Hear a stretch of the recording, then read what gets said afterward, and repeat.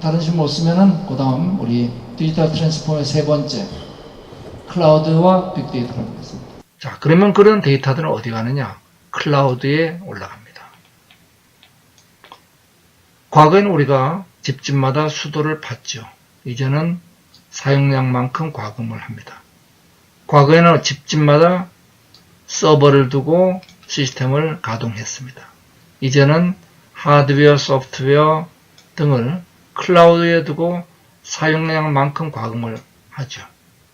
가장 좋은 점이요, 피크치와 에버리지의 차이만큼 이익이 됩니다. 보통 3배 이상이 피크치와 에버리지의 차이가 벌어지죠.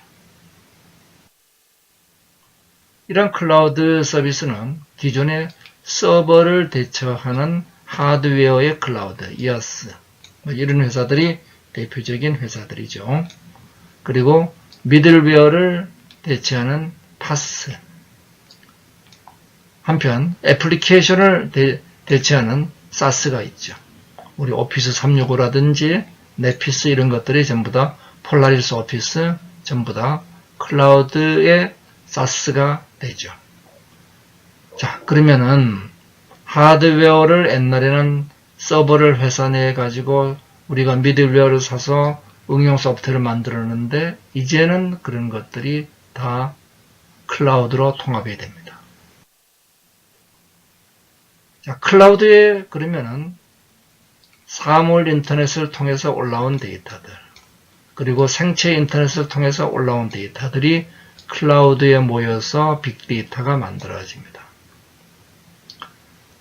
시간과 공간과 인간이 발산되면서 빅데이터가 만들어지면서 빅데이터는 크기, 다양성, 속도에서 과거하고 완전히 차원을 달리하는 데이터가 되죠. 이 데이터가 수집, 저장, 그리고 분석을 통해 가지고 새로운 가치를 만들어냅니다. 이것을 우리가 빅데이터의 4V라고 얘기를 하죠. 자, 여기에 바로 인공지능과 빅데이터가 결합하는 대량 맞춤과 예측의 시대가 도래하고 있습니다. 빅데이터는 21세기 원유죠. 데이터의 발생, 수집, 저장, 분석을 통해서 현실과 가상이 융합된 서비스가 등장합니다. 그런데 이 데이터를 누가 가지고 있느냐가 핵심이 되죠. 구글이 검색 데이터를, 아마존이 상거래 데이터를, 페이스북이 소셜 데이터를 독점했습니다.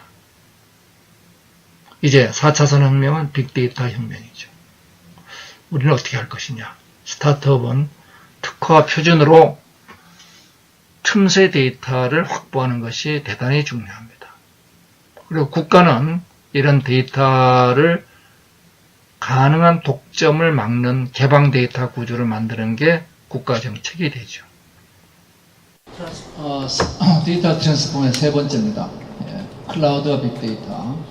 이제는 사업하시는 분들이 회사의 서버를 다 없애야 됩니다. 지금부터 서버 갖고 계시죠? 다 없애야 됩니다. 그런데 문제는 이제 우리 전산팀 보고 그럼 클라우드로 가는 계획서를 내보라 그러면 분석 보고서를 갖고 와요. 분석 보고서 어떻게 갖고 오는지 예측이 돼요. 경제성이 없습니다. 그냥 우리 온프레미스 서버를 갖고 가는 게 훨씬 경제적으로 이득입니다. 맞을까요? 틀렸습니다. 반드시 클라우드로 가야 됩니다. 그럼 뭐 설명할 필요도 없이 무조건 클라우드입니다. 그런데 전산실 입장에서 볼 때 클라우드로 가면 내 자리가 없어져요. 그러니까 반대하게 되어 있습니다. 따라서 클라우드 이전에 대한 계획은 누구한테 맡겨야 되느냐? 내부 전산팀에 맡기면 안 되는 겁니다. 그게 중요해요. 내부 전산팀에 맡기면 결론은 뻔합니다. 100이면 100, 클라우드는 경제성이 없습니다. 대체로 보면 이래요. 그 트래픽이 완전히 동일할 때는 클라우드가 온프레미스보다 2배쯤 비쌉니다. 근데 이 트래픽 차이가 맥시멈하고 미니멈 차이가 3배 벌어지게 되면 클라우드가 싸기 시작해요. 근데 거기에 문제가 있는 게 아닙니다. 지금은 클라우드에서 우리가 뭘 써야 되냐 그러면은 인공지능 같은 이런 중요한 애플리케이션을 써야 돼요. 그런데 그거를 로컬 온프레미스 서버에 쓰는데 굉장히 제한되어 있습니다. 그래서 클라우드를 안 가면 그걸 쓸 수가 없는 거예요. 그래서 무조건 가야 되는 겁니다. 스마트 팩토리도 마찬가지예요. 제가 국내 스마트 팩토리 사업을 완전히 바꾸라고 그런 게 스마트 팩토리가 ERP 깔아주고 MES 깔아주고 이런 스마트 팩토리 프로젝트를 하고 있었습니다. 그래서 그걸 SI 형태의 스마트 팩토리예요. 그래서 그건 스마트 팩토리가 아닙니다. 스마트한 말을 쓰면 안 됩니다. 그냥 자동화 공장입니다. 예. 자기 조직화돼야지 스마트 팩토리가 되는 거죠. 그래서 이것도 역시 반드시 클라우드로 가야 돼요. 반드시. 근데 이제 모든 걸 다 클라우드로 보내면은 만약에 인터넷이 팍 끊어지면 우리 공장이 서잖아요. 그거 어떡할까요? 예, 그 문제가 있죠? 예, 그래서, 이제 어차피 우리 회사 내에 온프레미스 서버가 있다면은 클라우드와 온프레미스 서버를 같이 사용하는 하이브리드 구조로 가져가는 게 대안입니다. 그래서 하이브리드 구조로 가져간다 그러면은 피크치에 대한 대안은 우리 온프레미스 서버에 가져갈 필요가 없어요. 예. 그거는 피크치는 다 클라우드에서 처리해 주면 됩니다. 그렇게 간다 그러면은 전산팀도 반대하지 않습니다. 내 자리는 유지가 되잖아요. 그래서 제가 하이브리드 클라우드 구조로 가라. 그게 권고사항이고 그건 빨리 갈수록 좋다예요. 빨리 가야 되는 이유가 서버나 스토리지 문제가 아니에요. 거기서 이제는 인공지능을 쓰고 수많은 애플리케이션을 써야 되기 때문에 반드시 클라우드로 가라는 겁니다. 그 다음 클라우드에 대해서 오해가 몇 가지 있어요. 오해 몇 가지가 클라우드는 보안이 안 된다. 정반대입니다. 보안 목적으로 클라우드를 씁니다. 미 국방성 CIA가 클라우드를 써요. 보안이 문제라면 그 사람들이 쓸 리가 없잖아요. 작년에 트럼프는 이렇게 선언했습니다. 모든 미국의 공공기관은 트럼프 이전에 오바마 행정부 때는 클라우드 퍼스트였어요. 지금은 뭐냐? 트럼프는 작년도에 그게 아니고 클라우드 온리야. 무슨 퍼스트냐? 퍼스트는 클라우드를 안 쓸 수도 있다는 얘기니까 그건 복이 없어. 온리라고 바꿔놨습니다. 클라우드만 써라. 이렇게 되어 있습니다. 그 이유가 여러 가지가 있지만 이제는 개방 협력의 시대이기 때문에 그렇습니다. 그래서 우리도 반드시 클라우드로 간다. 그래서 아까 데이터화에 있어서 이어서 두 번째 제가 꼭 우리가 변해야 될 것을 클라우드 이전 그거를 당장 시작해라. 그거를 제가 말씀을 좀 드리겠습니다. 그 다음에 요 데이터에 대해서는 우리 차별화가 이제 결국 다 데이터라면 데이터를 어디서 구할 것이냐. 이 중요한 데이터는 얘들이 다 가져갔어요. 그래서 네스트가 구글에다 3조에 팔린 이유가 뭐냐 그러면은 스마트 홈의 데이터가 만들어지는 데를 다 네스트가 특허로 막아버렸어요. 그래서 제가 특허를 장악하라 하는 얘기를 한 거예요. 특허와 표준을 가지고 우리가 데이터가 발생하는 쪽에 특허를 가지도록 노력해라. 그 얘기를 제가 드리고, 그 다음 인공지능. 이렇게 만들어진 데이터를 다루는 도구가 인공지능입니다. 인공지능은 이제 데이터를 통해서 학습을 하죠. 인공지능은 이미 환갑이 넘은 기술이죠. 주요 인공지능 기술은 이미 1956년 다트마스 컨퍼런스에서 등장했습니다. 그 당시 민스키를 비롯한 많은 학자들은 10년 내 많은 문제들이 해결될 것이다. 근데 꽝이었죠. 다시 1980년대 엑스퍼트 시스템이 등장하면서 이번에는 뭐가 될 것이다. 역시 데이터 부족으로 꽝이었습니다. 그런데 이제 새로운 인공지능 3차 웨이브가 오고 있죠. 3차 웨이브는 강력한 GPU에 기반을 둔 병렬 컴퓨팅, 엔비디아 같은 게 대표적인 기업이죠. 거기에 기계의 자기학습 알고리즘인 딥러닝 기술, 그리고 과거에 없었던 방대한 빅데이터, 이 세 개의 변화가 다트마스 컨퍼런스에서 등장했던 퍼셉트론 개념을 이제 구현 가능하게 만들었습니다. IBM은 이미 수많은 파트너사를 가지고 있고, 넷플릭스는 추천 서비스의 딥러닝을, 에어비앤비는 빅데이터 분석 및 반값 결정하는데 프라이스 팁스라는 빅데이터 솔루션을 제공하고, 아마존은 미리 제품을 예측하고 물류를 정비하고 있죠. 파이어플라이는 상품 주문 및 탐색을 음성과 이미지로 가능하게 해주고 있습니다.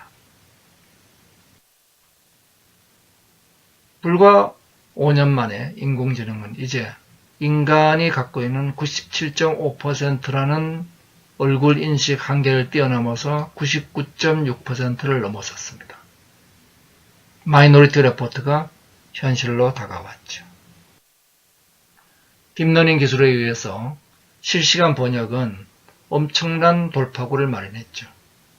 마이크로소프트가 스카이프를 통해서 10년간 정체되어 있던 음성인식 기술이 딥러닝을 토대로 해서 이제는 오차율 3% 이내로 떨어졌습니다. 실시간 번역 시대가 다가왔죠. 우리 애트리는 만통, 그리고 구글은 이어버즈를 통해서 번역을 제공하고 있고, 실시간 번역을 이어러블로 제공하고 있죠. 네이버도 이러한 서비스에 동참을 하고 있습니다. 외국어, 저는 이제 전 세계 국어를 다 아는 시대가 이미 와 있다고 보고 있습니다. Hi, can you guess where I live? 멕시코하고 미국하고 ¿Te encuentras en América del Norte? Yes. Do you live in Central Mexico? Sí. ¿Te encuentras en Estados Unidos de América? Yes. Do you live in a capital city? Sí. ¿Estás cerca de Seattle? You're very close to Seattle. Are you in Mexico City? Sí. ¿Estás en Tacoma? Yes. Very good guess. Gracias. Thank you. Do you like living in Mexico City? ¿Te gusta vivir en la Ciudad de México? Aquí está, abuelito. Here is very nice. 자, 이제는 통역 문제는 사실은 영어만 할 줄 알면 다 해결됩니다. 지금 멕시코, 그러니까 스페인하고 영어는 거의 우리가 비즈니스에 관계 없을 정도, 프랑스어도 마찬가지, 독일어까지,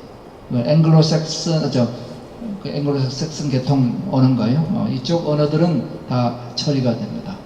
한국어는 아직까지 잘 안 돼요. 예. 그렇지만 뭐 언젠가 조만간 되겠죠. 그래서 이제는 언어의 장벽을 넘어서고 있다. 이건 굉장히 중요한 의미를 가지고 있습니다. 이미 5개 국어에 대해서는 지금 다 서비스를 무료로 하고 있습니다. 써보신 분 있어요? 써보세요. 제일 중요한 게 뭐죠? 무료, 공짜입니다. 공짜. 근데 안 쓸 이유가 있나요? 공짜입니다.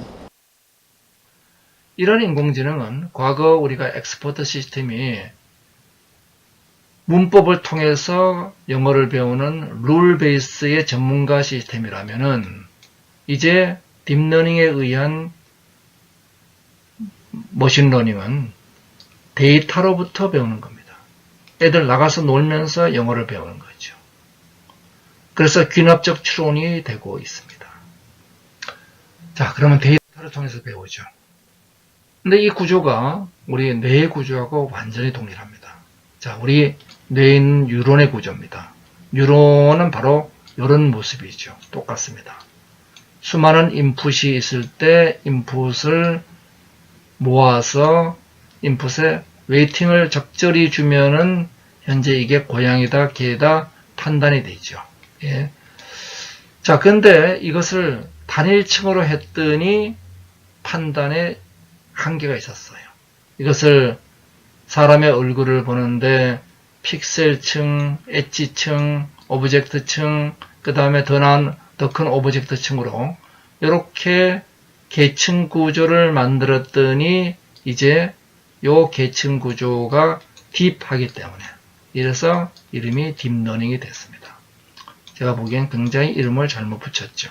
여튼 배우는데 이런 계층 구조를 통해서 배우죠. 이 결과가 있으면은 고양이다 개가 결과가 있으면은 요 입력 영상 데이터와 결과 사이에 매칭을 하는데 어떻게 하느냐? 요 웨이팅 팩터를 얼마를 줬을 때 우리가 원하는 값이 나오게 하는 데 달려 있죠. 굉장히 엄청난 컴퓨팅 파워가 요구되고 병렬 컴퓨팅이 있어야 되는 이유는 여기에 있습니다. 요 구조가 인간의 뇌 구조하고 똑같습니다. 단계별로 인간도 역시 이렇게 판단해서 행동을 하고 있죠. 자, 그럼 이런 인공지능의 미래는 어떠냐? 인공지능을 우리의 하인으로 본다. 인공지능의 지배를 받는다. 그런데 이제는 인공지능과 인간의 융합의 시대입니다. 작년까지만 하더라도 많은 사람들이 인공지능을 두려워했죠. 이제는 모라백의 패러독스. 쉬운 문제는 어렵고 어려운 문제는 쉬워요. 인공지능은 고양이를 구별하는 거 굉장히 어려워하지만 최선은 굉장히 잘합니다. 즉, 이와 같이 인간과 인공지능이 서로 역할이 다르면 되는 거죠. 인간과 인공지능의 공존과 협력이 등장하고 있습니다. 그런데 이런 인공지능은 그러면은 우리 열심히 개발해야 되느냐? 사실은 구글이 3년 전에 소스 코드를 오픈 커뮤니티에 열었죠. 텐서플로우입니다. 같은 날 마이크로소프트가, 그리고 그 다음 주 IBM, 그 다음 달에 페이스북. 작년도에 이들은 더 발전된 걸 내놨고, 이제 구글은 이러한 텐서플로우를 쓰기 위해서 파이썬을 공부하고 할 거 없이 그냥 구글 클라우드에서 몇 개의 명령어로 쓸 수 있는 구글 클라우드 머신러닝을 제공하고 있습니다. 인공지능 기술은 이제 기본적으로 개방되어 있습니다. 알파고 제로까지 소스 코드가 개방되어 있죠. 문제는 데이터입니다. 자, 그러면은 이런 인공지능 문제는 지금 여러 가지 이슈가 있어요.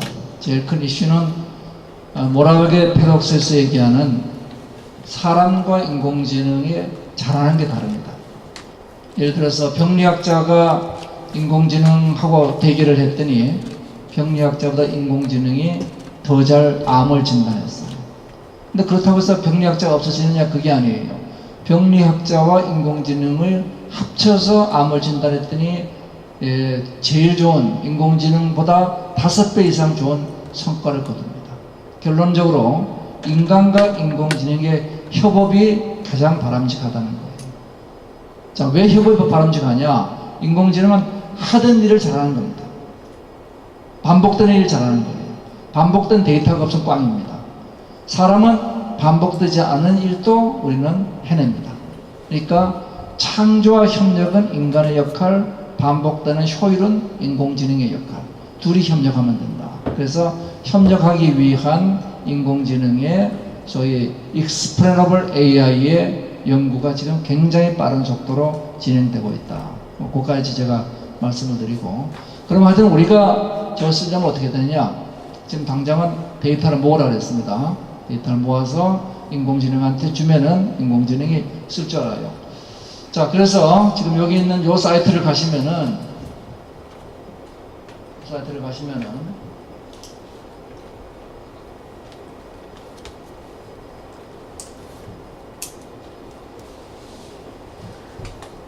Google Cloud Next 2017 has hosted a lot of talks detailing the future of cloud. If you didn't get a chance to catch up 얘들이 or ask 설명하려는 건 questions 뭐냐 about 그러면 then stay 요 tuned. 프로그램 안 Because 쓰고 엑셀 쓰듯이 인공지능 쓸 수 있다는 거예요. Eric Schmidt describes machine learning as the next transformation of technology. the programming paradigm is changing. Instead of programming a computer, you teach a computer to learn something and it does what you want. That's important because 90% of the world's data is unstructured. It doesn't say, hey, I'm a picture of Radio's cat on a cat shelf. We just have a picture. It turns out that most people on the internet don't usually label things with what they actually are. So our challenge is to drive unstructured data into structured understanding. Once you've got structured data, you can provide value on top of it. In order to achieve that, you need a few important things, like good quality clean data, which is really hard. 75% of the workload for machine learning data scientists is doing data modeling to get that clean data. The remaining effort is in algorithms to apply to that data. The machine learning process takes in data that comes in and applies an algorithm against it to generate predictions that connect the rest of your 자, 이걸 해야 business processes. 되는데 Now, chances are that the algorithm isn't quite right, or the data wasn't clean enough, or you don't have enough data. You will turn these weird scenarios into something that you operationalize using specialists focusing on data cleansing and different algorithm types. But for some of these things, you don't really need to stay on the cutting edge. You can use someone else's black boxes and focus your own team on specialized systems where you've got unique IP to lend against it. In practice, Google offers tools across the spectrum to help you. Firstly, there's TensorFlow. Powerful, flexible, open source set of frameworks that allow you to create your own set of systems with exactly the same code that we use internally. The bad news is that it still requires you to write the ML equivalent of machine code. And TensorFlow is largely meant to advance the science, but it also in many cases is completely sufficient for production use. Next is Cloud ML Engine. This automates the most painful parts of TensorFlow. You can let us decide if you need 64 GPUs, and if you need 12 of those in the US or 14 in Asia, how many SSD I/O ops per second you need, and how long you'll likely need it. We currently support t-shirt sizing your environment in small, medium, and large, which means, I want it eventually, or it's a trivial problem, or it's a reasonable problem, and I want it reasonably quickly, and I'm willing to pay for it, or I really want it now, and I don't care how hard the problem is. Finally, there is the black box section with pre-trained models for translation, vision, and video. But in the near future, we expect to have a solution that slots in here between the final two options, where you can add the capability to identify something specific using your own. 예를 들어서 여기 비전 API 같은 데 들어가면요. 자, 우리 회사에 불량 이미지들이 있다. 양품과 불량 이미지가 있다. 프로그램 할 필요 없다는 거예요. 그냥 요거 양품, 요거 불량 집어넣으면은 내중에 일정 숫자가 쌓이면은 지가 알아가지고 프로그래밍하고 다 한다는 겁니다. 예, 그래서 이제 복잡한 지금까지 텐서플로우가 그래도 인공지능을 위해서 가장 많은 사람들이 쓰는 오픈 커뮤니티인데 그거 쓰려면 적어도 파이썬 프로그램을 할 수 있어야 되고 그 정도 할 수 있는 사람들을 우리 중소기업에서 데리고 있을 수 있느냐? 별로 오질 않죠. 그러니까 우리는 엑셀 쓰듯이 쓰는 게 중요한 겁니다. 엑셀 쓰듯이. 그래서 이들의 목적은 뭐냐면은 파이썬 프로그램 없이 엑셀 쓰듯이 쓰게 해주겠다. 이게 목적이에요. 자, 제가 더 끝까지 보여드리지 않겠고요. 그 다음에 한국에도 T3Q라는 회사가 있습니다. 오늘 제가 비디오 소개 못 드리는데 T3Q가 빅데이터를 만들고 인공지능을 활용할 수 있는 거를 엑셀 쓰듯이 하게 해주겠다. 그런 만나본 적이 있죠? 예. 그래서 그런 기업들이 계속 등장하니까 우리는 이제 뭐만 열심히 하면 되느냐? 데이터만 열심히 쌓아놓고 있으면은 이제 그걸 가지고 불량 양품, 그 다음에 생산 최적화 이런 것들을 해내는 방법들이 계속 등장한다는 얘기입니다. 판매 최적화 다 마찬가지입니다. 예. 그리고 제일 중요한 게 뭐죠? 이게 거의 다 공짜라는 거예요. 예. 그게 중요하죠. 이어서 이 인공지능이 만든 결과를 현실로 가지고 나와야죠. 제일 처음에 뭐가 필요하냐? CPS 디자인부터 3D 프린터, 로봇, 플랫폼까지를 살펴보겠습니다. 말씀드린 것처럼 인간, 그리고 과학기술, 그리고 비즈니스 이 세 가지가 합쳐서 사업을 만들죠. 이 정점에 있는 것이 바로 4차 산업혁명의 경험혁신 분야가 되겠습니다. 자, 그러면은 이런 경험경제로 이동되고 있는 것이 4차 산업혁명의 본질이죠. 농사산물의 농업경제에서 산업경제를 거쳐서 지식경제를 통과해서 이제 경험경제로 등장했습니다. 서비스와 경험, 가장 다른 것은 뭐냐? 개인이라는 거죠. 그리고 일정 시간 지속이 됩니다. 여기서는 전문가가 중요하고 이건 감정과 느낌의 세상이 됩니다. 편익이 아니죠. 자, 인간 욕구의 단계, 위의 단계로 올라서고 있습니다. 이러한 서비스 디자인에서는 기존의 서비스 디자인을 보면은 서비스 이해, 분석, 컨셉, 평가가 있습니다. 여기에 커스터머 저니 맵을 통해서 서비스를 분석을 하죠. 이러한 서비스를 현실과 가상을 연결한 서비스 디자인으로 확대한 것을 제가 CPS 디자인이라고 명명을 했습니다.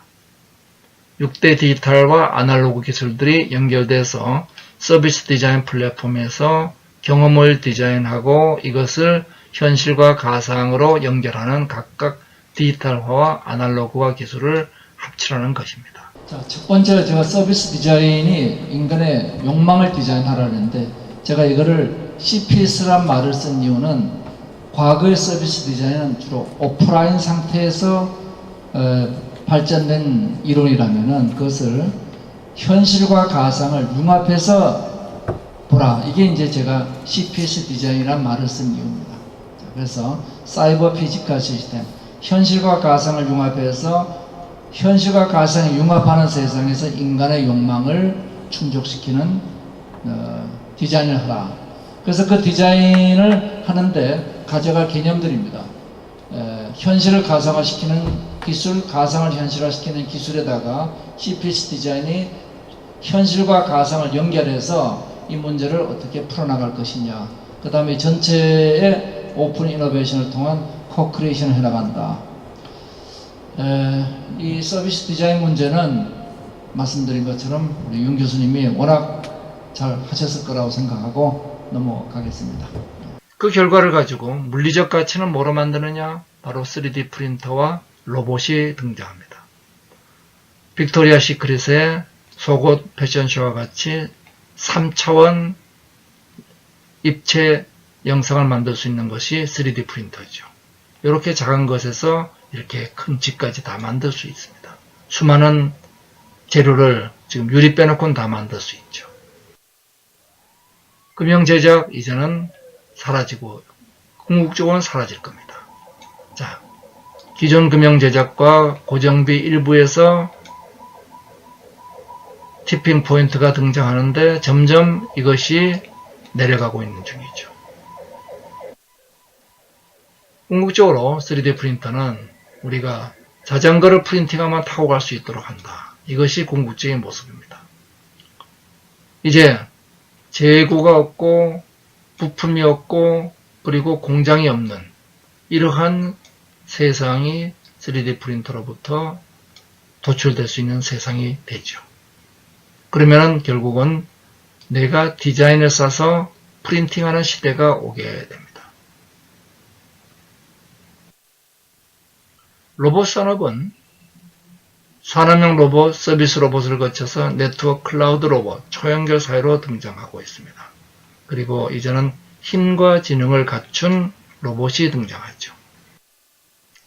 지능형 로봇은 퍼셉션, 코그니션, 모빌리티 이 세 가지를 갖추고 있어야 지능형 로봇이라고 얘기를 합니다.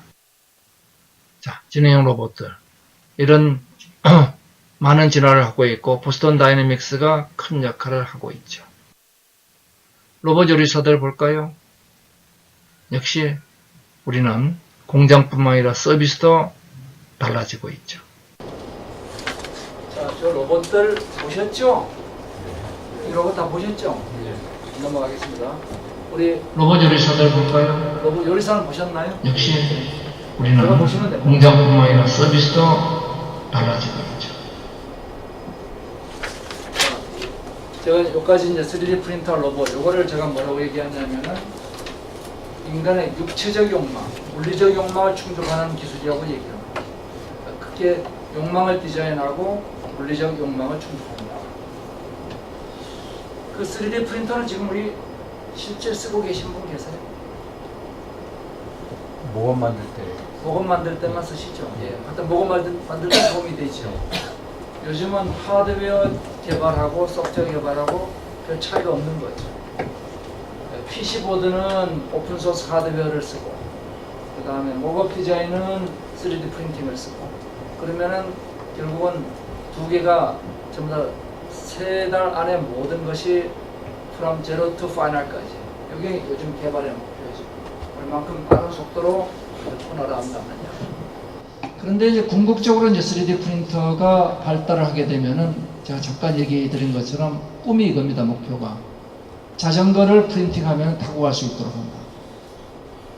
궁극적인 꿈은. 그러면 거기에 풀어야 될 문제가 굉장히 많죠. 당장의 그 기술은 아닙니다. 거기는 많은 복합 재료를 쓸 수 있어야 되고, 복합 재료, 그다음 굉장히 큰 걸 만들 수 있어야 되고, 이런 문제들이 해결된다면은 그럼 뭐가 사라지는 거냐면은 지금 우리가 자전거를 만들려면 우선 첫 번째 금형들을 만들어야 됩니다. 금형들을 만들어 가지고 찍어내면 한 번에 하나 찍을 수는 없으니까 많이 찍어야죠. 그럼 많이 찍으니까 어디 쌓아놔야 됩니다. 그게 뭐냐면 창고가 필요한 이유죠.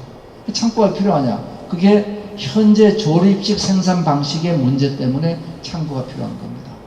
그 다음에 조립 라인이 필요한 이유도 마찬가지죠. 그래서 갖고 와서 조립 라인에 투입해요. 공장이 필요한 이유가 그래서 필요해요. 그 다음에 완제품을 모아가지고 완제품 재고가 더 필요합니다.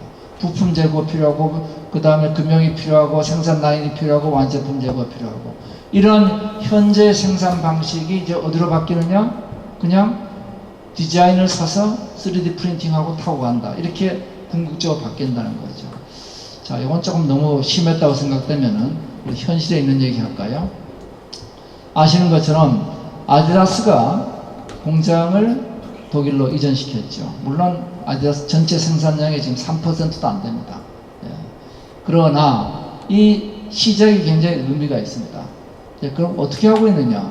구체적인 걸 보면은 하고 있는 거는 과거에는 자, 새로운 신발을 만들겠다 그러면 디자인을 해요. 자, 디자인의 결과를 선택해 가지고 그 다음에 거기 필요한 원부자재를 발주를 합니다. 그럼 대량으로 발주를 해 가지고 배에 싣고 인도네시아를 가든지 뭐 스리랑카 가든지 가가지고 거기서 현지에서 조립을 하죠. 그 다음에 그 결과를 다 제품을 가지고 배에 싣고 다시 어디로 가느냐? 미국으로 가든지 유럽으로 가든지 일본 가가지고 물건을 팝니다. 팔다가 안 팔리면은 땡 처리하고 뭐 대충 이런 게 지금까지 패션이나 운동화나 다 이런 데 있었던 산업들이 이렇게 이루어져 있었어요. 자, 근데 이 아디다스 스피드 팩토리가 해낸 건 뭐냐면은 디자인을 어디에 올리느냐? 그냥 스마트폰에 올리죠. 그럼 소비자들은 그 스마트폰에 있는 디자인이 마음에 들면은 운동화라 그러면 안 됩니다. 스니커즈라 그래야죠. 예, 스니커즈. 자, 그 디자인이 마음에 들면은 그 디자인을 찍어요. 그러면 이제 아라미스라는 그 소프트웨어가 그 사람의 체형에 딱 맞는 그 수치들을 찾아냅니다. 예. 그러면 그 수치가 디자인과 함께 전달이 돼요. 그러면 전달돼 가지고 5시간이면은 거기에 동원되는 3D 프린터가 카본 3D라는 3D 프린터가 있어요. 그게 굉장히 고속 3D 프린터입니다. 이 고속 3D 프린터 카본 3D가 그 사람의 맞춤 신발을 찍어냅니다. 프린팅해내죠. 그 다음에 그거를 봉제하는 건 누가 하느냐면은 그 쿠카 로봇이 그 봉제를 합니다. 그러면 5시간이면 이 작업이 다 끝나요. 생산 작업이 끝납니다. 그러면 다시 배송에 들어가요. 그 배송해서 주문하고 24시간이면 나한테 온다. 자, 그러면 과거의 우리 생산 시스템하고 달라진 게 아까 제가 자전거 얘기하고 똑같은 얘기입니다. 자전거는 좀 복잡할 뿐이지. 예. 이 신발에 있었던 과거의 금형 만드는 작업부터 시작해서 디자인, 원부자재 발주 이런 게 다 사라진 겁니다. 예. 이게 바로 3D 프린팅이 만드는 궁극적인 제조혁명. 그래서 저는 지능혁명 다음에 오는 혁명이 뭐냐? 분자혁명이라는 겁니다. 분자혁명의 총화가 누구냐면 3D 프린팅과 로봇입니다. 예, 그러면은 완전히 물질 세상이 중간 유통이 다 사라지는 혁명이 되는 거죠. 똑같이 그래서 3D 프린터가 제품의 모든 밸류체인을 바꾼다면은 로봇은 뭘 바꾸느냐 하면 서비스의 밸류체인을 다 바꾸는 거예요. 서비스의 밸류체인을 다 바꾸는데 일부에서 로봇의 뭐 그런 얘기는 그건 말도 안 되는 얘기고 그리고 지금 로봇의 제일 큰 문제는 이 힘과 지능이 둘 다 있는 로봇을 우리가 활용하는 게 굉장히 제한되어 있습니다. 힘만 센 거 뭐 이런 거는 괜찮아요. 그 다음에 힘은 없는데 똑똑한 거 이것도 괜찮습니다. 둘 다 있는 거는 인간과 협업을 하기가 무지하게 어려워요. 쟤를 안전하게 볼 수가 없잖아요. 지금 우리 생산 현장에서 로봇 영역에 사람이 들어가면 안 되는 거 아시죠? 로봇 가동할 때는 사람 거기 있으면 안 됩니다. 예. 그런데 앞으로는 그런 게 아니고 사람과 같이 일을 해야 됩니다. 예. 이런 문제들을 우리가 또 해결해 나가야 돼요. 그래서 자, 우리가 풀 문제가 많지만은 그럼에도 불구하고 이제는 한국도 커피 파는 회사 뭐 있죠? 우리나라에 커피 파는 회사가 지금 로봇으로 커피 하는 걸 만들었는데, 증강 가상현실은 CPC 디자인이 만든 디자인을, 인간의 욕망을 경험으로 제공하는 것이 AR, VR이죠. 온오프라인의 경계가 사라집니다. 그러면 이제 짜증날 일이 없는 쾌적한 여행이 가능해지죠. 여기에 많은 기술들이 같이 등장합니다. 암호화폐를 이용하고 간편 결제를 하고 실시간 번역을 하고 그리고 내비게이터가 명소를 제공하고 이 모든 것이 현실과 가상의 융합해서 일어납니다. 24시간 주치의가 있고 생산성이 극대화된 업무 환경이 만들어지죠. 몇 가지 증강 가상현실 사례를 보고 가겠습니다. 여기 한국의 이온 리얼리티, 대단히 중요한 사례죠. AR, VR 포함해가지고 전부 다가 아까 인공지능도 이제 유튜브에 가보면은 한번 가볼까요? 있겠죠? 예. 여기 보시면요, 4차 산업혁명 강연도 있고 블록체인도 있고 인공지능도 있고요. 인공지능 블록체인 같이 하는 것도 있고 AR, VR도 있는데 왜 여기 안 보이는지 모르겠네. 예. 창업도 있고 여기 한 120개 정도 있습니다. 그래서 제가 오늘 간단히 하고 한 내용들이 요 안에 들어간 블록체인만 가지고 제가 1시간 따로 한 게 있고, 그러니까 자세하게 보고 싶으신 분들은 거기 가서 보시면 되겠습니다. 자, 우선 요약해서 블록체인 얘기를 좀 하도록 하죠. 신뢰 기술, 블록체인을 알아보기로 하겠습니다. 신뢰란 것은 오랜 시간 문화로 구축이 되죠. 북유럽과 남유럽의 차이입니다. 자, 어떤 것이냐? 투명하고 반복되는 공유 사회 기술이죠. 자, 만약에 우리가 과거의 기록을 모두가 공유하면서 암호화하면은 투명하고도 비밀은 보장되겠죠. 즉, 이 방에 있는 모든 사람들의 거래 기록을 하나의 블록으로 만들고, 즉, 이 공간의 기록이죠. 이것을 시간대로 차례차례 연결해서 체인을 만들고, 그것을 우리 모두가 공유하는 천지인의 공유가 바로 블록체인이 제공하는 신뢰의 본질입니다. 다시 우리가 문제를 보면은 블록체인의 개념이란 것은, 자, 우리 둘이 거래한 것을 타임스탬프와 서명하면 거래가 되죠. 이 거래 기록을 모두 이 방에 있는 사람, 모든 사람의 거래를 하나의 블록으로 모으고 그 블록을 체인으로 연결하는데 전부 다가 암호화 비가의 해시를 통해서 조작이 불가능하게 만들죠. 그리고 전체를 다시 모두가 공유해서 검증 분산을 하는 겁니다. 즉, 네트워크 참여자들의 합의에 따라서 분산 원장, 분산 인터넷, 분산 화폐가 만들어지죠.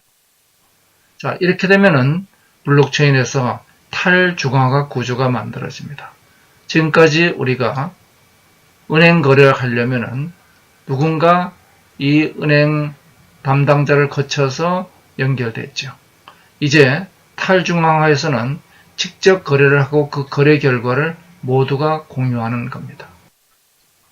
그러면 이런 블록체인은 완전히 새로운 기술이냐? 그렇지 않습니다. 우리 사이버만이 썼었고, 그리고 소리바다와 같은 P2P 사이트 활용했었고, 그리고 이미 우리는 공인인증서 쓰고 있죠. 자, 즉 사이버머니, P2P 네트워크, 전자서명과 같은 기존 기술과 또 이미 게임 이론에서 오랫동안 풀어왔던 비잔틴 장군의 딜레마를 풀면은 블록체인 기술이 완성이 됩니다. 비잔틴 장군 문제는 이 성을 공격하는데 이 성에 있는 군사보다 2배는 많아야 돼요. 자, 여기에 스파이가 있을 수도 있고 배반자가 있을 수도 있는데 이런 상황에서 이 주어진 메시지를 믿을 수 있을 것이냐 하는 것이 바로 비잔틴 장군의 딜레마입니다. 이 딜레마를 푸는데 바로 복잡한 검증을 하는 것이 블록체인에서 일상적으로 행해지는 프루프 워크, 그죠? 자, 그런데 이러한 소위 프루프 워크, 비잔틴 장군 문제를 푸는 게 완전 분산해서 풀자 퍼블릭 블록체인. 그러려면 누군가 그 엄청난 비잔틴 장군 문제 푼 사람을 보상을 해줘야 되니까 암호화폐로 보상을 합니다. 반면에 프라이빗 블록체인은 뭐 그럴 거 있냐? 내가 알아서 다 관리해 줄게. 나를 믿어. 자, 이렇게 되면 저비용이 들어가지만 정말 믿을 수 있느냐 문제가 되죠. 증권거래소나 국가암호화폐가 이렇습니다. 하이브리드 블록체인은 주 중간 과정이죠. 그래서 일일이 다 모든 사람이 참여하기는 어려우니까 우리가 이 사람들을 선임할 테니까 선임한 사람들이 알아서 잘해라. 국회의원을 뽑는 거죠. 자, 이래서 이제 퍼블릭과 non 퍼블릭 블록체인이 나누어지게 됩니다. 이런 블록체인 기반의 암호화폐가 진화되는 과정을 보면은 바로 이 비잔틴 장군 문제의 합의 알고리즘을 어떻게 푸느냐에 따라서 진화해 나가고 거기에 따라서 비트코인은 더 확실하게 풀지만 더 많은 비용과 시간과 전기가 소모되죠. 그래서 결국 이것은 비트코인은 실시간 거래가 안 됩니다. 어떨 때는 1시간, 어떨 때는 하루도 걸립니다. 원래는 10분이죠. 그래서 믿을 수 있는 자산이라는 측면에서 금과 같은 성격을 가지고 있죠. 자, 이더리움은 2세대 암호화폐는 좀 더 빠른 시간에 적은 비용으로 거래가 되지만은 여전히 화폐로 쓰기엔 문제가 있습니다. 그렇지만 주식과 같은 계약의 신뢰를 제공하는 건 문제가 없죠. 3세대 암호화폐들, 지금 에이다나 이런 EOS 같은 것들은 평행 프로세싱 등 많은 기법을 통해서 실시간 거래를 이제 가능하게 만들고 있습니다. 이래서 스마트 계약을 더욱 쉽게 하는 화폐 신뢰를 제공하고 있죠. 자, 이 3세대 암호화폐 앞으로 풀 과제가 많습니다. 양자 컴퓨팅 문제도 풀어야 되고 속도와 비용 문제 이거 풀어야 됩니다. 거래가 늘어난다고 느려지면 안 되죠. 그리고 이더리움과 비트코인 실제 직접 거래될 수 있어야 됩니다. 그리고 은행권과 호환성이 있어야 되고 그리고 운영 주체가 있지 않으면 합의 과정이 이 룰을 바꾸는 게 없죠. 헌법 개정하는 게 어렵습니다. 그래서 이러한 3대 과제를 풀어야 되죠. 자, 그러면은 우리 다시 한번 물어보면은 진짜 우리가 필요한 건 권력 해체가 아니라 신뢰 확보가 대부분의 경우입니다. 퍼블릭 블록체인은 권력을 분산시키는 게 목표죠. 그러면 어려운 비잔틴 장군 문제를 풀어야 됩니다. 프라이빗 블록체인 혹은 컨소시엄 블록체인은 이것을 단순하게 합의하니까 권력은 분산시키지 못했지만 신뢰를 제공할 수 있는 값싼 집중화를 할 수 있습니다. 바로 이것이 프라이빗 블록체인은 하이퍼레저, R3 코다, 리플 같은 것이 등장하게 된 이유들이죠. 실제로 하이퍼레저는 15개 노드로 10만 트랜잭션 퍼 세컨드를 운영하고 있으니까 실제 쓰기에 거의 문제가 없는 수준까지 와 있습니다. 비자 정도의 속도가 되어 있죠. 여기서 기존 우리가 시스템과 달라진 것은 현재 우리가 쓰는 인터넷 이전은 오프라인에 의해서 두 개의 조직이 일을 했다면은 인터넷으로 두 거래가 두 조직이 엣지단에서 연결됐습니다. 이제 분산 원장의 개념으로 판매자와 구매자, 수출자와 수입자가 실시간으로 모든 단계별로 공유가 돼 나가죠. 자, 이래서 검증 시간과 비용이 절감됩니다.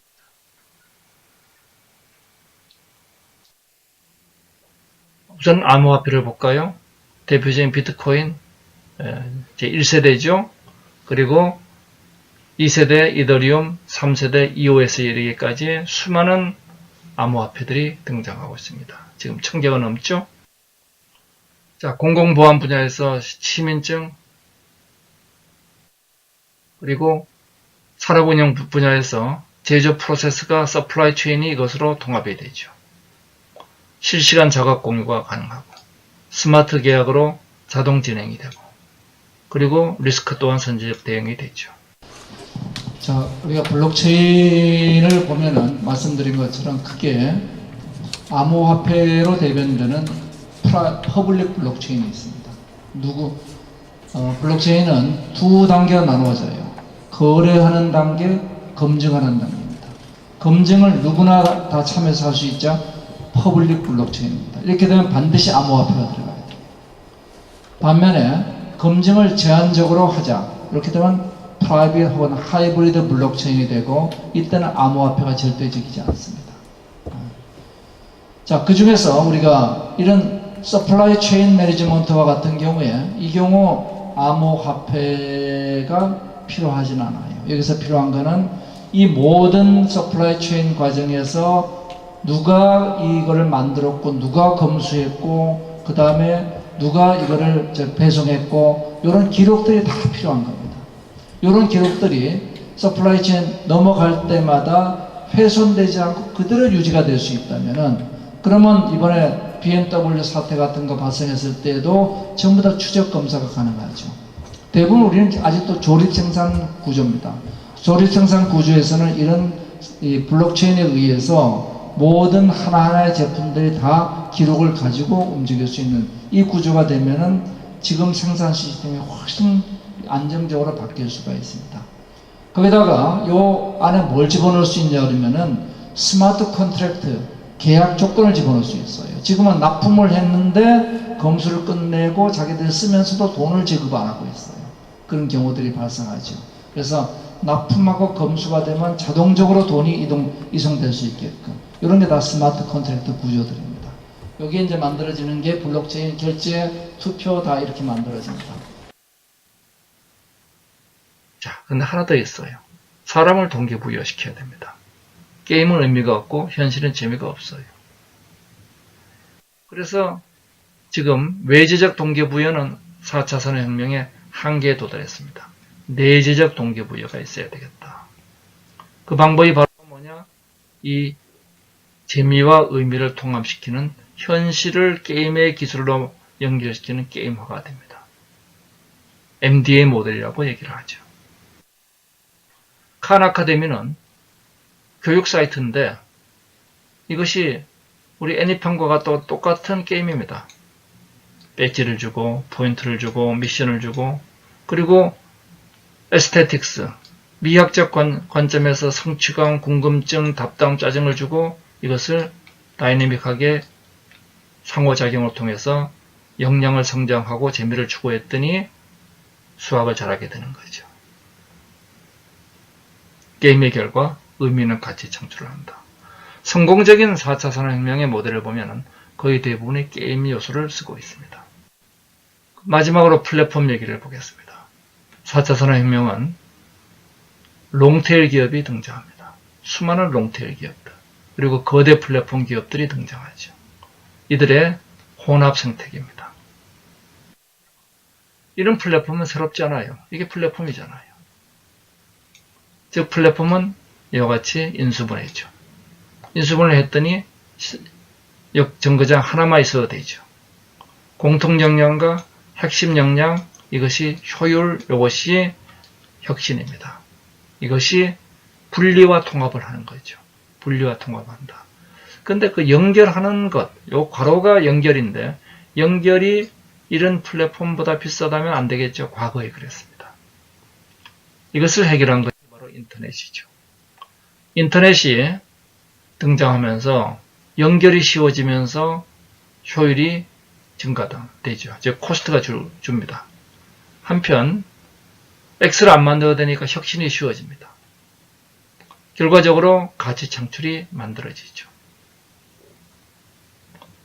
자, 그래서 플랫폼은 결과적으로 소비자의 후생을 위해서 가치를 올리고 가격은 내리게 됩니다. 근데 문제는 인터넷입니다. 이게 플랫폼의 가장 중요한 메시지입니다. 자, 플랫폼 이렇게 인수분해예요. 플랫폼은 정말 쉽습니다. 인수분해입니다. 그래서 인수분해 했더니 부산 가는 열차, 전주 가는 열차, 여수 가는 열차가 하나의 역에서 출발하니까 역을 따로 안 만들어야 된다. 그래서 공통 비용을 줄인 겁니다. 이게 플랫폼이죠.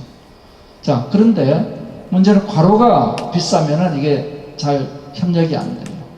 이 과로가 역할이 뭐냐면 인터넷이 등장하면서 과로 비용을 0으로 만들어 버린 겁니다. 그러니까 어디서나 플랫폼들이 이제 쉽게 등장해요. 플랫폼이 등장하니까 첫 번째 X 두 개 비용이 주니까 코스트가 줄어들었습니다. 따로따로 역을 만드는 것보다 비용이 줄었죠. 그 다음에 새로운 DEF, 새로운 응용이 쉽게 만들어지니까 혁신이 늘어납니다. 그래서 고객들한테는 밸류에서 코스트의 차이가 늘어나요. 결국은 사회에 기여하거든요. 그래서 이 플랫폼을 통해서 이 사회는 굉장히 빠른 속도로 소비자 후생도 늘어나고 사회 혁신도 촉발되고 있어요. K선에서는 이러한 플랫폼의 가치를 플랫폼의 크기, 끈끈함, 서드파티의 세 가지 요소를 도입한 K선 모델을 제시하고 있습니다. 자, 그런데 이러한 4차 산업혁명의 기술 융합을 가로막는 바리케이트가 있습니다. 바로 규제죠. 과거에 우리가요, 추격경제에서는 1기술 1산업 시대였죠. 이제는 N기술 N산업이 대응하고 있습니다. 기술이 제도보다 중요해졌어요. 우리가 중국의 핀텍, 웨어러블, 사물인터넷 다 뒤진 이유가 기술이 아니죠. 제도입니다. 이 제도의 핵심이 뭐냐? 데이터를 수집하는 규제, 저장하는 규제, 활용하는 규제. 결국 제일 중요한 규제는 뭐냐? 현실과 가상을 연결하는 데이터의 고속도로입니다. 이 데이터 고속도로가 3차 산업혁명 때는 안 중요했어요. 개별 기업 중심의 인터넷 혁명이었죠. 서버 혁명이었습니다. 4차 산업혁명에서는 산업 생태계 중심의 혁명이고 이것은 반드시 클라우드를 기반으로 이루어집니다. 기술보다 제도가 주도하죠. 전 세계 OECD 평균 클라우드 트래픽이 86%. 한국은 한 자리 숫자입니다. 공공 데이터 막혀 있고 민간 데이터 막혀 있고 그리고 인공지능이 쓸 데이터가 없어요. 한국은 창업의 70%가 불법일 가능성이 높죠. 4차 산업혁명은 기술과 더불어 개인정보를 혁신해야 됩니다. 빅데이터의 대부분은 비식별화된 개인정보입니다. 비식별화된 정보는 활용을 해야 되죠. 근데 혹시 그거를 재식별화하면 어떡하느냐? 그럼 재식별화 규제하면 됩니다. 이게 전 세계의 흐름이죠. 그리고 개인정보는 옵트인, 비식별화 정보는 옵트아웃이다. 현재 파편화된 4개의 개인정보법을 개혁하라. 빅데이터는 공공데이터로부터 출발합니다. 공공데이터가 지금 포지티브 원칙, 개방을 골라서 하죠. 그게 아니라 원칙적 개방, 한 네거티브 원칙을 가져가고 여기서 개방할 거냐, 분리할 거냐, 가운데냐 하는 걸 3단계 분리를 해서 90%는 개방하자. 영국은 94% 개방하고 있습니다. 그리고 개방 데이터는 민간 클라우드를 반영했듯이 사용하게 하죠. 지금은 거의 대부분 공공 데이터는 못합니다. 공공기관의 3등급만 민간 클라우드를 사용할 수 있게 되어 있죠. 실제 10% 미만에 개방되어 있습니다. 클라우드 50 프로젝트는 우리 한국의 클라우드 트래픽을 50%까지 끌어올리자는 프로젝트입니다. 이를 위해서 개방정부, 스마트시티, 스마트 팩토리, 글로벌 교육이라는 4대 플래그십 프로젝트를 제안합니다. 초생명사회, 인간과 과학기술과 경제사회가 융합하는 사회입니다. 그런데 이 과학기술로 우리가 성장을 한다고 사회가 좋은 사회는 아니죠. 분배가 돼야 되죠. 감사합니다. 오늘 제가 4차 산업혁명이란 무엇인가 거기다 기술은 어떻게 융합하고 있는가, 그걸 기술과 욕망이 공존하는 관점에서 찾아봤습니다. 일단 거기 4단계 융합 단계를 봤고, 거기 디지털 기술 6개, 애널로그 기술 6개, 그리고 연결하는 기술 인공지능, 그렇게 개별적인 기술을 봤습니다. 자, 질문 있으면 질문 부탁합니다. 아무나 먼저 하세요. 다 하실 테니까. 예, 하세요. 예.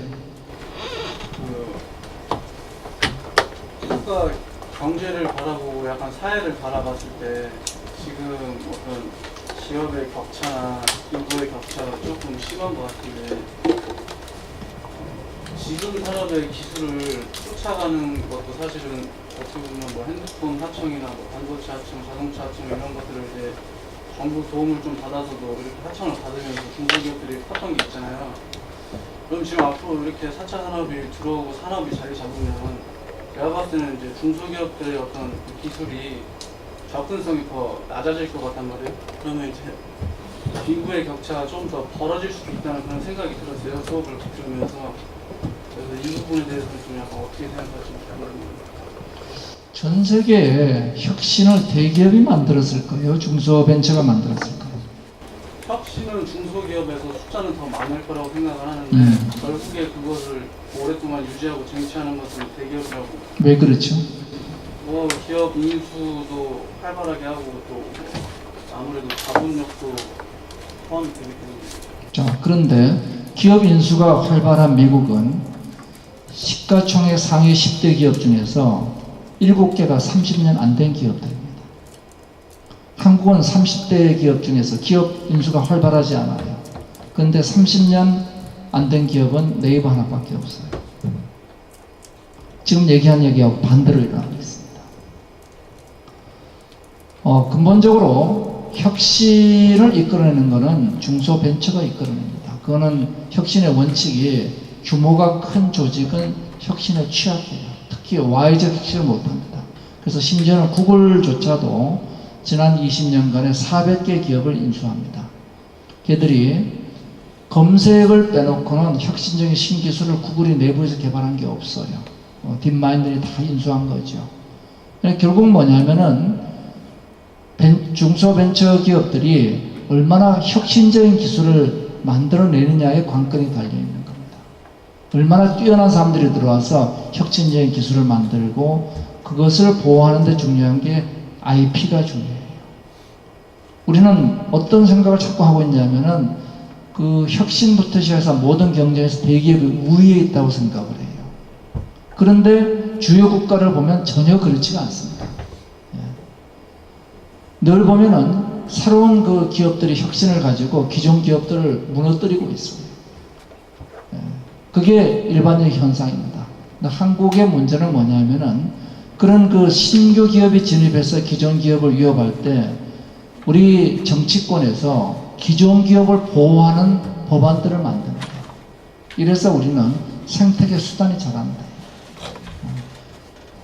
우리가 해야 될 일은 뭐냐면은 지금 말씀드린 것처럼 그 4차 산업혁명에 발생하는 4단계 단계마다 있는 규제 철폐가 중요하지.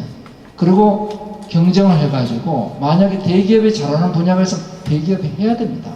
그걸 못하게 하는 게 잘못된 거예요. 그리고 그냥 내버려두면은 혁신은 대기업이 정말 잘 못해요. 혁신은 중소벤처가 잘할 수밖에 없습니다. 그래서 중소벤처가 잘하는 혁신을 대기업이 기술 탈취를 하지 못하게끔 공정한 시스템을 만들면 되는 겁니다.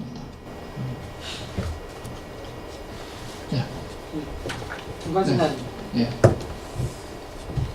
아까 그 블록체인에 관련해서 지금 자본이 자본 권력화가 지금까지부터 돼 있는데 아까 이제 블록체인을 통해서 권력화되는 게 사라질 수 있다고 지금 말씀하시는데 저는 뭐 그렇게 저는 예, 맞습니다. 플랫폼의 권력 분산이 있죠. 예. 지금 어떻게 구체적으로 어떻게 해서 권력이 분산이 되는지요. 제 생각에는 영화 레지던트 이블 폰가 거기서처럼 최종의 어떤 최고의 권력자가 더 커질 가능성이 높은데 그거 하나 하고요. 예. 그다음에 지금 각종 전자제품이라든가 이런 거를 통해서 생태계가 조금 일부 생태계 예를 들어서 곤충 같은 것들이 이제 사라지잖아요.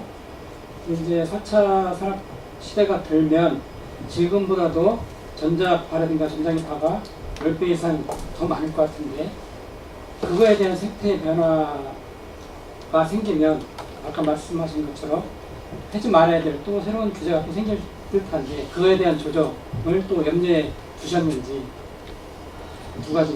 자, 우선 두 번째 질문에 대해서는 제가 답하기가 그래요. 왜냐하면은 그 기술, 특히 전자파가 그 환경에 얼마큼 영향을 미칠 건가 하는 팩트 자체가 제가 잘 모르는 문제입니다. 그래서 거기에 대해서 그 팩트를 기반으로 말씀드리기는 어려운 문제고, 포괄적으로 얘기해서 늘 우리 세상에는 네거티브한 부정적인 예측들이 있어 왔습니다. 그 다음에 포지티브한 긍정적인 예측이 있어 왔어요. 어느 게 더 결과적으로 맞았을까요? 지금 그거에 결과적으로. 네, 결과적으로 올 여름 같은 경우 전 세계적으로 엄청 더웠지 않습니까? 그거 과거 한 수십 년 동안 환경 자, 그건 좀 다른 얘기인데요. 예, 좀 다른 얘기인데. 지금 나타났죠. 근데 이게 올해로 끝나면 다행이지만 그럴 리는 없죠. 그러니까 그것 때문에 파리 협정이라는 게 맺어진 게 지구 온도를 1.5도 이상 올리지 말자. 그게 이제 파리 협정의 기본이죠. 근데 그 많은 미래 예측을 보면은 부정적 예측이 대중의 관심을 잡습니다.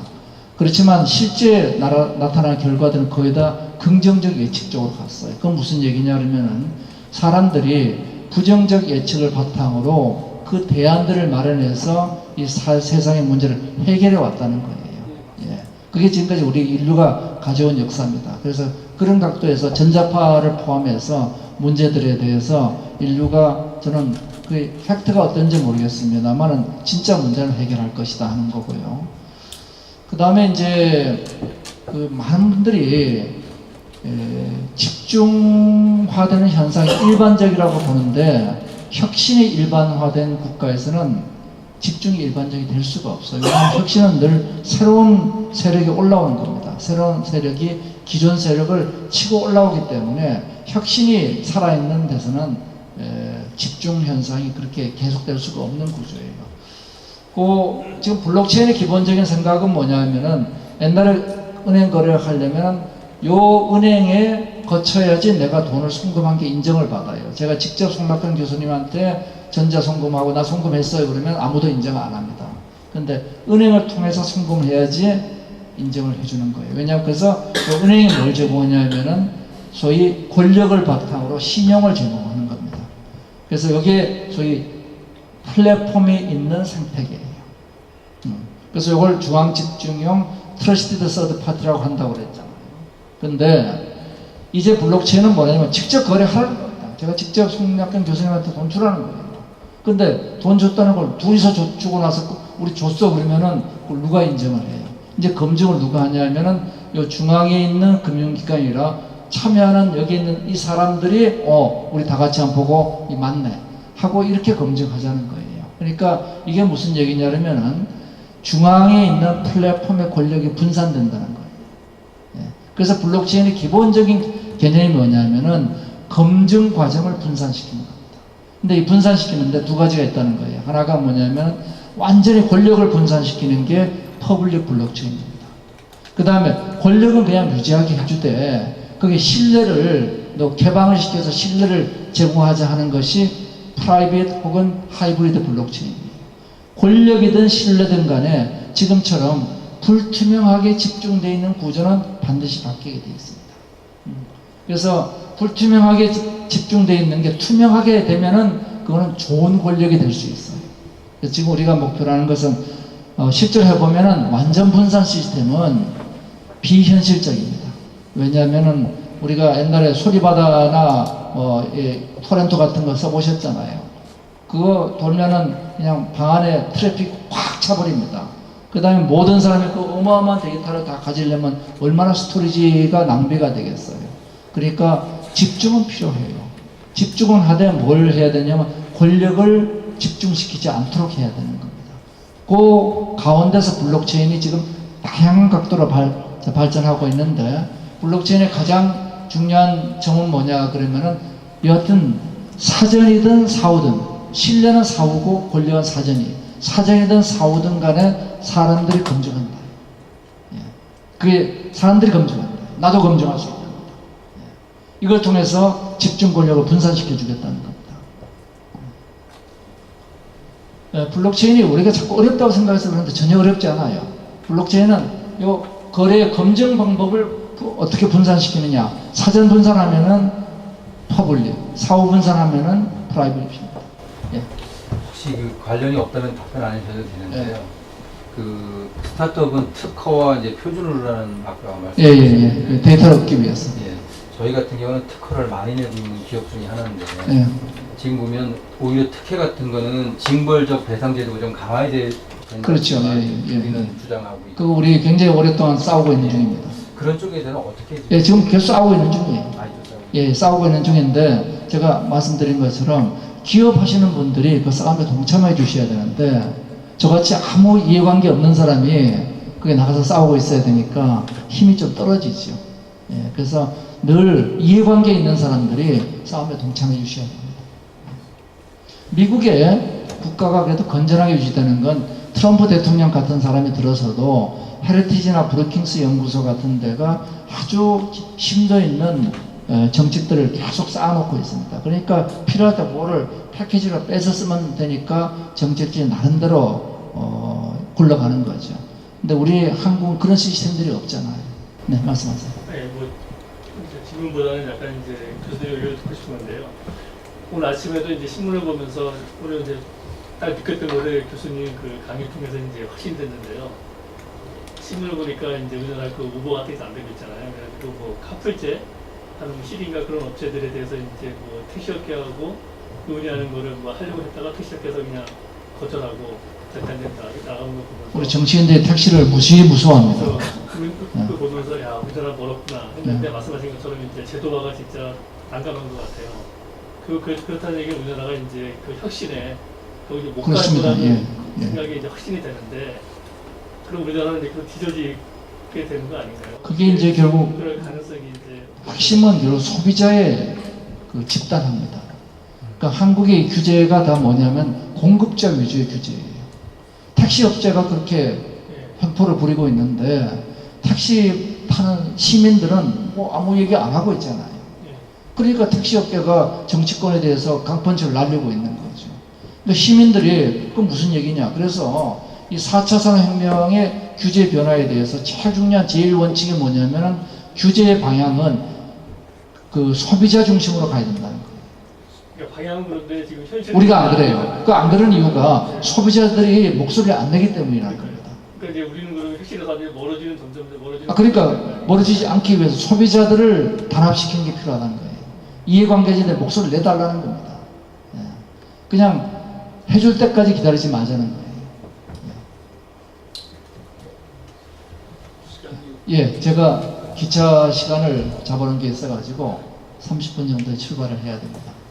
뭐 여러 가지 얘기가 많으시겠지만은 더 필요한 거는 제 유튜브 찾아보시면 뭐 군데군데 있을 겁니다. 예. 오늘 강의 마무리하면서 제가 같이 좀 공유하고 싶은 게 뭐가 있냐면은 이 지역의 기업들이 오늘 해주신 말씀의 상당 부분에서 이제 공감을 하면서 뭔가 기술적으로 내일부터라도 실천할 수 있는 방안이 떠오르는 분들도 계시고 또 상당 부분은 동의를 하면서도 당장 내일부터 그러면 뭘 어떻게 해야 될지에 대한 막연함 속에 또 빠질 수도 있는 부분이 있는 것 같아요. 내일부터 뭘 해야 되는지 말씀 한번. 사실 말씀드렸는데 자 내일부터 당장 뭐라 그랬죠? 데이터를 모아라. 예, 데이터를 모아라. SDG입니다. 그 다음 투비 우리가 가야 될 방향을 설정해라. 그러면 나머지는 전문가들을 모셔서 송학빈 교수님, 윤태진 교수님이 도와주고 있습니다. 이상입니다. 오늘 수고해 주신 홍명호 교수님께 큰 박수 부탁드립니다.